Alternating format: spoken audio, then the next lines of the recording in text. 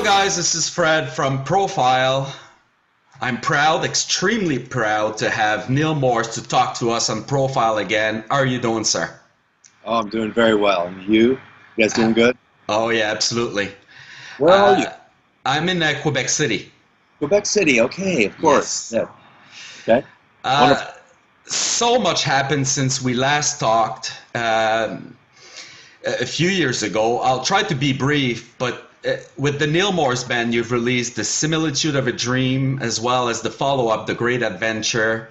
Under your own name, you release To God to Be Glory, Life and Times, Jesus Christ the Exorcist, Not Done Yet, Flying Colors, a stunning album called Third Degree, along with multiple live albums, compilations, rarities, Inner Circle release, and much more. Finally, you're just about to release a brand new solo album called Sola Gratia.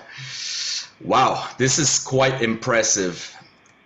Around here, we call you the man who doesn't sleep. So tell me how you achieve being so productive and creative. Well, I mean, the truth is, I just took like 5 weeks off and traveled all around the United States in an RV. And I went here, Arches. That's Nice. one of the shirts I got while I was gone. So yeah, I try to get enough, space and rest, and that's really important too. Um, so you don't have to worry about me working too hard. That's good. Before we get into Sola Gratia, I have a few more, questions for you. First, for a little over a year now, you've had an application built called Waterfall. It's kind of your own Spotify for those who don't know anything about it. You have so much music out there for us to enjoy. Can you briefly tell us what's the deal with Waterfall and how to get it? Yeah, it's a subscription service with just music of mine and music that I'm associated with, generally on there. All the transatlantic stuff, all the live stuff, all the Neal Morse Band stuff, all the Spock's Beard stuff, all the Flying Colors stuff, probably things I'm forgetting to mention, all the cover-to-cover stuff. Um, yeah, and it's a couple of years ago, I was, sitting in my recliner and I was streaming some music, and it was, sounding pretty good. I was streaming it through Bluetooth through my big system, and I was impressed with how good it sounded. And then the phone rang and the music stopped. And I spoke on the phone, and then the music started again. Yeah. And I had to get up out of my chair and, take the LP off, and it's very convenient. Streaming is wonderfully convenient for the listener, and so I enjoy that. And then you get the thing that's great also. Then you pause it on your phone, and say you get in your car, right? And then you hook into your car from your phone, and you listen to the same piece of music right from where you were. It's just tremendously convenient rather than trying to lug around CDs and whatnot. So I mean, I'm sure you guys all know that.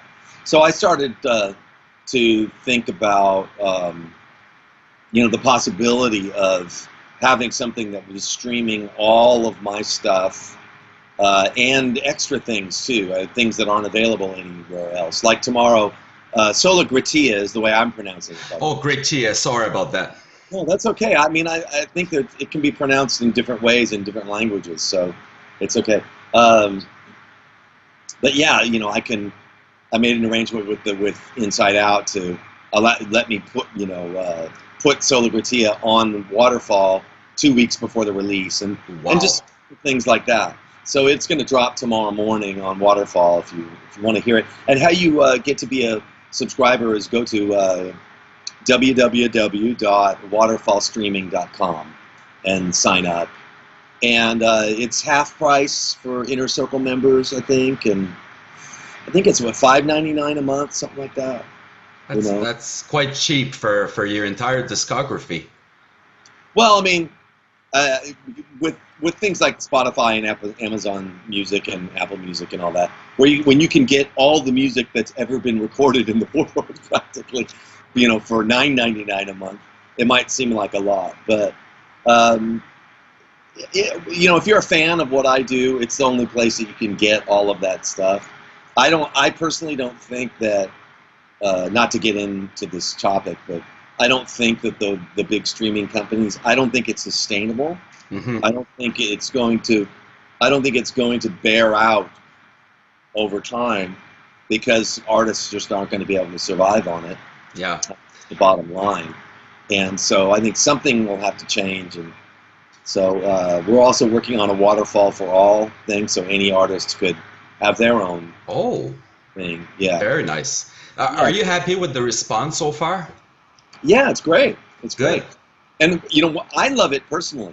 Like, so I've got Morsefest coming up, right? So I've got to rehearse a lot of my own music, and I don't have it all at my fingertips, but it's all on Waterfall. So be like, oh, hey, what's the second verse to that song? I can't remember the lyrics, and I'll pull it up on Waterfall. And so I use Waterfall all the time. You just mentioned about Morsefest. In less than a month, you guys will do something that not a lot of bands are willing to get into nowadays: live performances. Morsefest 2020 will happen, but with slight differences compared to previous years. Uh, Tell us how it will work and how we can get more info. Yeah, it's on nealmorse.com. You can get all the info about it. Friday night is going to be covers night, and Saturday night will be the debut, the live debut of Sola Gratia, and of course some other pieces. And this is all with the Neal Morse Band, plus extra, guests, percussion, and strings and horns and background vocals, and the usual Morsefest extravaganza. And yeah, you can find out all about it. We're having people in the room. There are still tickets available if you want to come be in the room with us, and it'll be very special. There's food, and you'll have access to the band, and like a lot more than usual because there's so few people that we can have in the building. But there still are some spaces left. And also, one thing that we're going to do, I was too scared to actually live stream it. Yeah. I've had too many problems with things, even just simple things like, just different things that I've tried to live stream myself. And then, the tech people will come in, stop, it crashed or something. So I was a little too nervous to just actually do that. So we're gonna do the performances in the late afternoon and then broadcast them in the evening. But what we're going to do when we broadcast them in the evening with the people, the live audience, we're going to set up a table and do commentary Ah, as the band as it's going on. We're going to talk about how it is for us as it's going, and the people that are in the building will get to be there. that's So, great. if you want to take a drive to Nashville, and Oh, it's a big building, we're going to social distance, we're going to wear masks, and be as safe as we possibly can. Also, we're also streaming it, so it's you can get virtual tickets also at nealmorse.com. yeah, that's very interesting, and it's good that you use the technology out there. I mean, good for you. Sola Great Gratia, Gray. Am I pronouncing out Well, I'm saying it's Sola Gratia. Gratia? Okay. Yeah. Will be released on September 11 on Inside Out Music. How do you feel about the release? Are you being like anxious, nervous, or confident? Oh, I'm feeling pretty confident. I mean, once I finish a record and I deliver it, that's kind of like my part. Now, but now it's in the record company's hands, and now it's up to the public, whether they like it or not. But oh yeah, I go through all the, like, is it good enough? Oh, maybe this part could be better. All that stuff. All that stuff goes on before I say, okay, this is it. I'm delivering it. And so yeah, no, I don't have anything going on now, but I'm just excited for everybody to hear it. Yeah, exactly.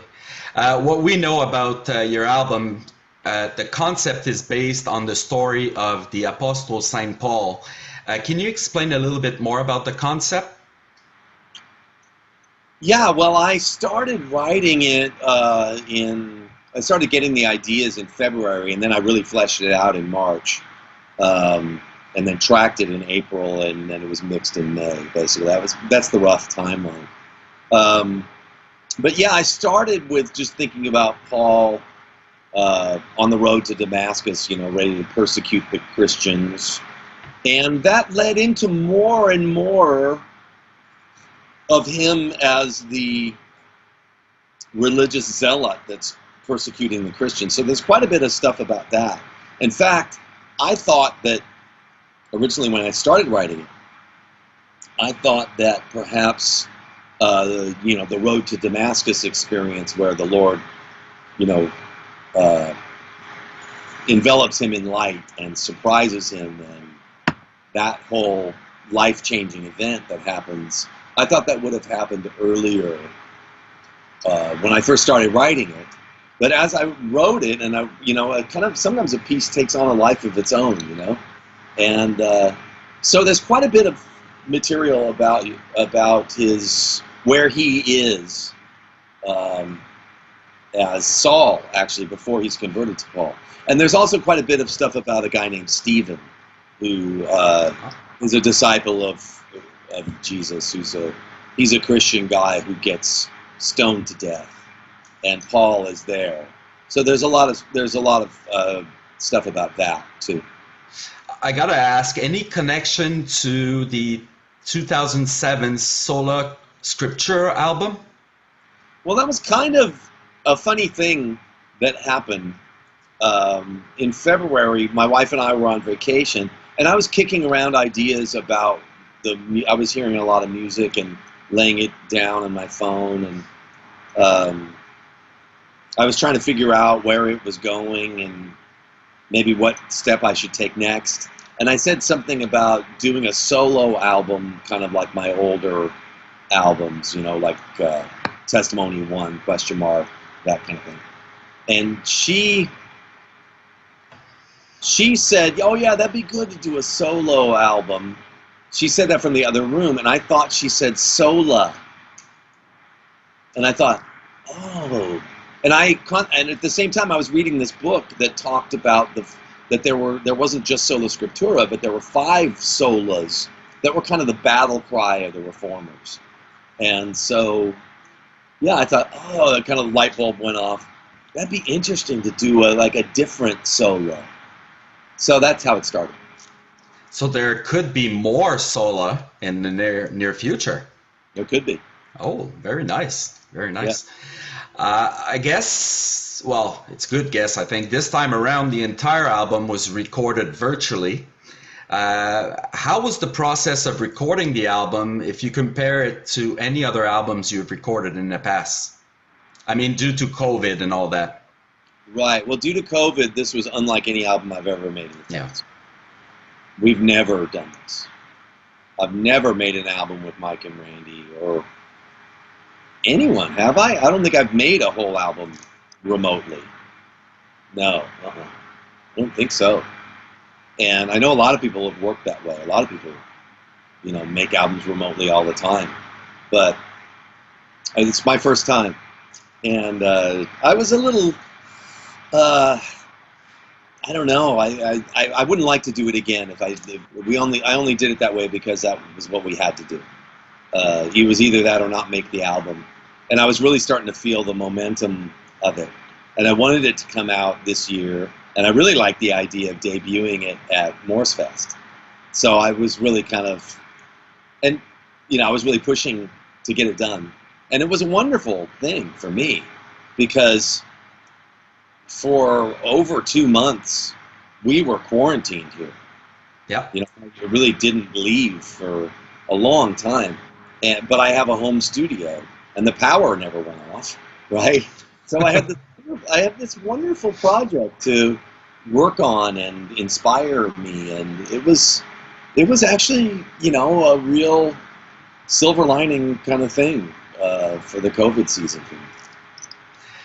You surrounded yourself with your fellow musicians, Mike Portnoy, Randy George, Eric Gillette, Bill Hubauer, and Mr. Klein.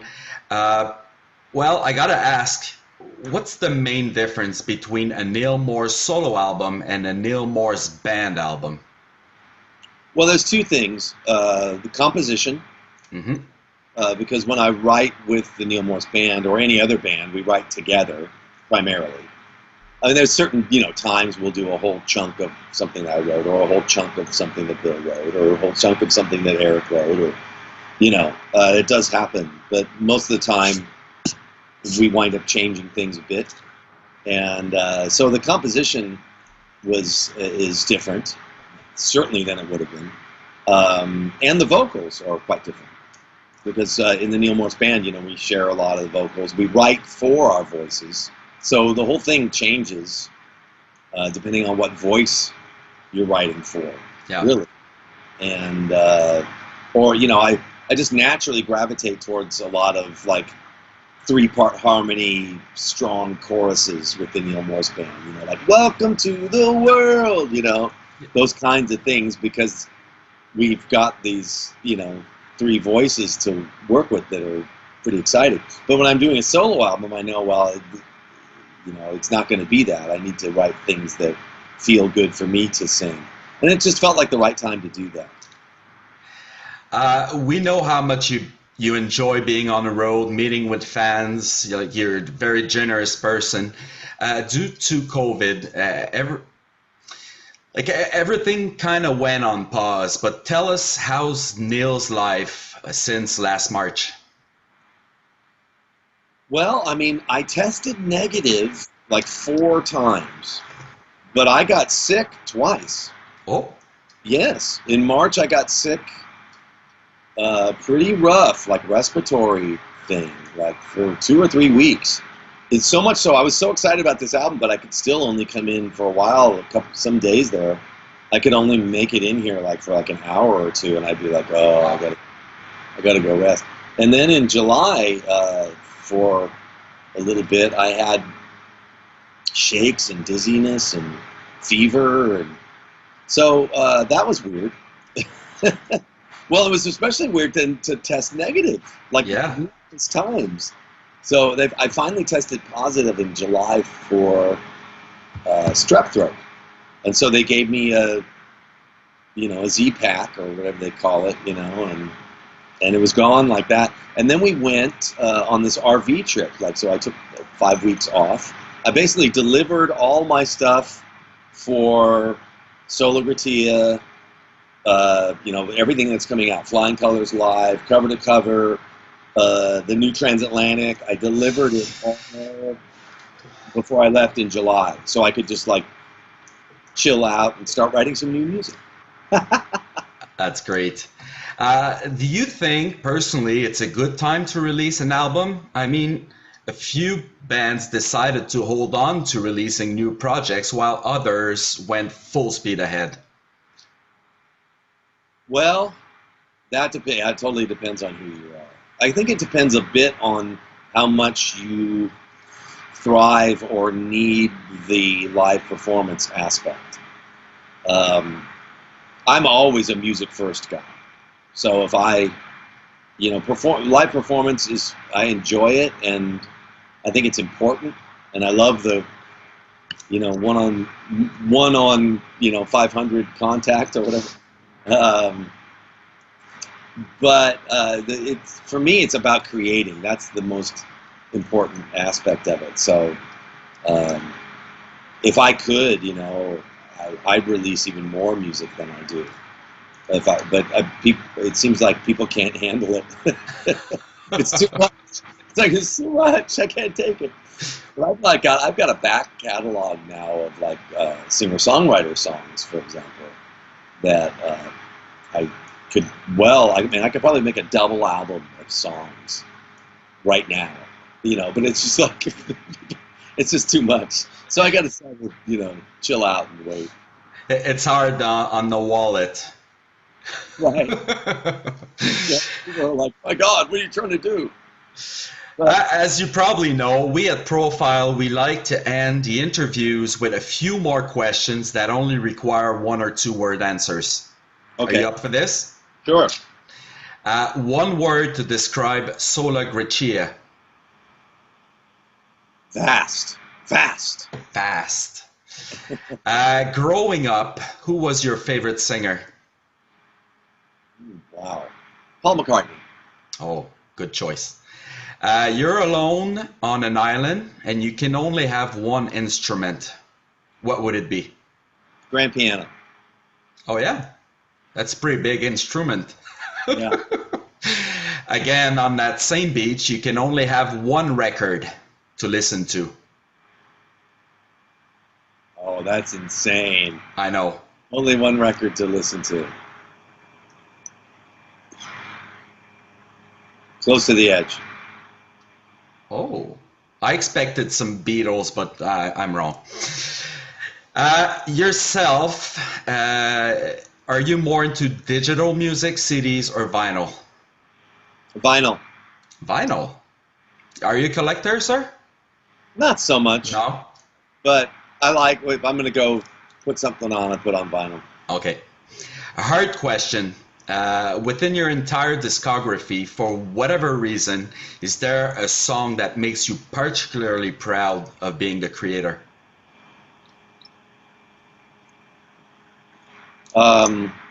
Just because it's fresh on my mind, because I'm working on a live version of it, The Great Nothing. Oh, and why? I was really enjoying it. I'm like, man, this is really good. It's touching. It's autobiographical, and about the resurrection of my life, from out of the ashes. And yeah, it's great. Good. You've played so many live performances. Is there one venue or one show that particularly steps out of the lot? Transatlantic on the Live Nation cruise, or the PN, I forget what it was called, but when we did the whole transatlantic set, and then we did the set with John Anderson to close. Wow. Yeah. Last one for you, Neal. Did you ever purchase that Audi Q5? Did you end up buying that Audi Q5? No? I don't think so. Oh, okay, because last time you were in Quebec City, you were looking at the Audi Q5, and oh, really? So I was just curious if you ever end up purchasing it. No. Hey, thank you so much, Neal, for accepting the invite once again. As you know, here in Quebec, we love your work and wish you the best success with Sola Gratia and with the Morsefest 2020. Thank you. Thank you, man. Thank you, Fred. You take good care. All right, you too, man. Take care. Bye-bye.